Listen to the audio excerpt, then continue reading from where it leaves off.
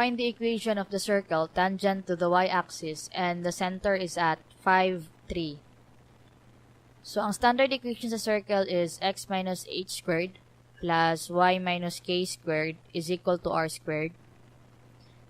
Tapos, since kabulo naman ta sa center, so 5, 3, therefore, ang equation ana is x minus 5 squared plus y minus 3 squared is equal to r squared. So, sa to pa, ma-eliminate na ang letter A, ang letter B. So, sa C ug D, ang nalahi lang is ang radius. So, wala tayo choice kundi dapat ma-identify nyo na to ang radius. So, pag i-graph na to siya, so, 1, 2, 3, 4, 5, 1, 2, 3, muna to ang center, then ana siya, ang y-axis daw, tangent siya sa center. So, sa to pa, wala siya, ana. Okay? Then, ayaw mong kalimot na if ang line is tangent siya sa circle, again ha, kanina line is tangent siya sa circle, therefore, kanina line is perpendicular siya sa radius sa circle.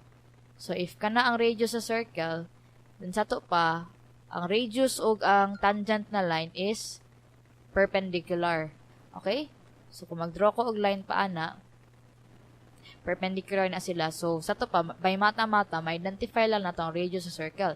That is, 1, 2, 3, 4, 5. So, radius is 5. So, r squared is 25. So, sa to pa, letter C is the correct answer.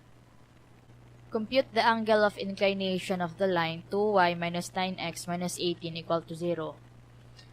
Makompute na tong angle of inclination sa line if makuha na to ang slope sa line because m is equal to tan theta. And kanang theta, mao na to ang ginapangayo sa problem. And di ba si slope equal po na siya sa negative a over b? And di ba kana na line is naa siya sa form na ax plus by plus c is equal to 0. So, atong a is equal to negative 9, b is equal to 2. Therefore, your slope is equal to negative 9 over 2. Okay? So, that is 9 over 2. So, theta is arctan of negative 9 over 2. That is equal to 77.47 degrees. Find the equation of the locus of a point which moves so that its distance from 1, negative 7 is always 5.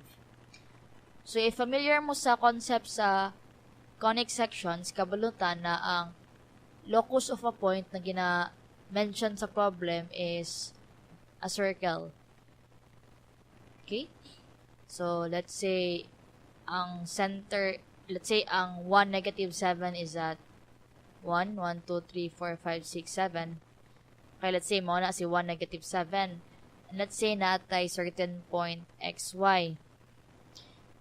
Ang distance ana nilang duha is 5.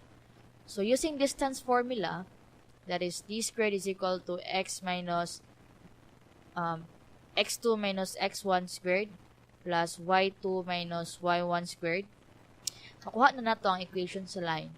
So, sa to pa, 5 squared is equal to x minus 1 squared plus y minus negative 7 squared. So, simplifying, we have 25 is equal to x squared minus 2x plus 1 plus y squared plus 14y plus 49. So, simplify lang, that is 0 is equal to x squared plus y squared minus 2x plus 14y plus 25. Tapos, kung tanawon sa choices, ang answer is letter A.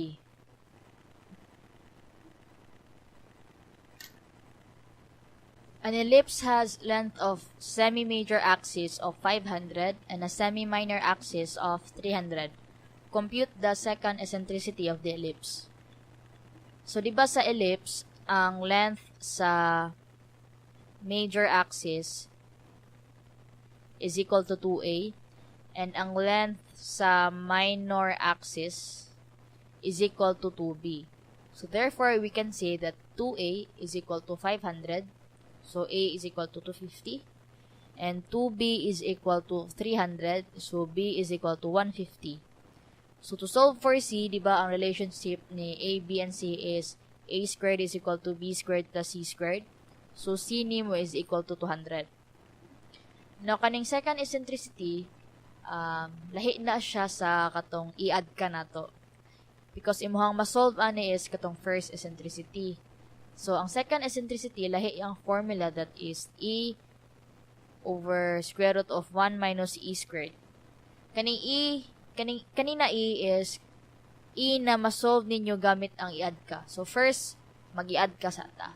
So, first eccentricity is equal to 200, that is c, over 250. Mo na siyang a. So, store na sa a, shift store sa a, then i-substitute lang sa kanina formula. So, e2 is equal to a over square root of 1 minus a squared. So, ang makuha ninyo na second eccentricity is equal to 1.333.